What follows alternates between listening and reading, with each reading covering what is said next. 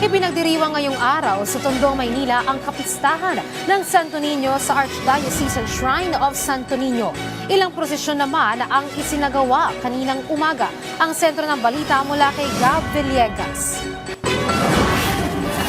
Ipinagdiwang ngayong araw ng mga taga-Tondo, Maynila ang kapistahan ng Santo Niño sa Archdiocesan Shrine of Santo Niño. Bago ang maringal na prosesyon kaninang alas 4 ng madaling araw, ay pinangunahan ni Father Jovelan Paul Samia ang banal na misa. Sa homilya ay pinagnilayan ang kahalagahan ng mga bata sa mata ng Panginoon. Dito ay pinaalala sa mga magulang ang kanilang tungkulin na mahalin at gabayan ng mga bata tulad ng pagmamahal at paggabay ng Diyos sa kanila. Kung mahalaga ang bata, mahalaga din po ang pamilya. Binigyan diin rin ng pari na mahalagang instrumento ang pamilya na mapalapit ang mga bata sa Panginoon. Dapat ang pamilyang Pilipino ay maging instrumento ng paglapit ng mga bata sa Panginoong Diyos.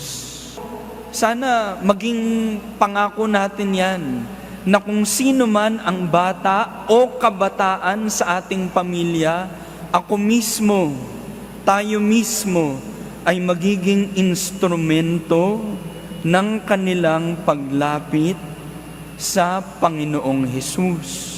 Pagkatapos ng misa ay sinimula ng prosesyon ng imahe ng Santo Niño sa ilang kalye sa palibot ng simbahan. At bago mag alas 7 kaninang umaga na makabalik ang imahen sa simbahan. Ayon sa Manila Police District, aabot sa 5,000 ang lumhok sa prosesyon ng imahe ng Santo Niño de Tondo at wala ring naitalang anumang untoward incident sa pagdiriwang. Taong 1572 nang dalhin sa Pilipinas ang nasabing imahen kasabay ng naging ekspedisyon ni Miguel Lopez de Legazpi. Ang Santo Niño de Tondo ang ikalawang pinakamatandang imahe ng Batang Hesus sa bansa, kasunod ng Santo Niño de Cebu. Hulyo 1972 nang looban ng simbahan ng Tondo at ninakaw ang imahe ng Santo Niño. Matapos nito ay sinalanta ng bagyong Loring ang bansa na pinaniniwalaan ng marami na resulta ng pagkakanakaw sa nasabing imahen. Naaresto ng mga otoridad ang 4 na kalalakihang nagnakaw sa imahen. Dito ay natagpuan na nagkahiwa-hiwalay ang bahagi ng imahen nito. Ipinag-utos ni Nooy Pangulong Ferdinand E. Marcos Sr. ang kagyat na pag-reconstruct sa imahen ng Batang Hesus. Isang buwan matapos manakaw ang ninyo ay naibalik ito sa kanyang dambana.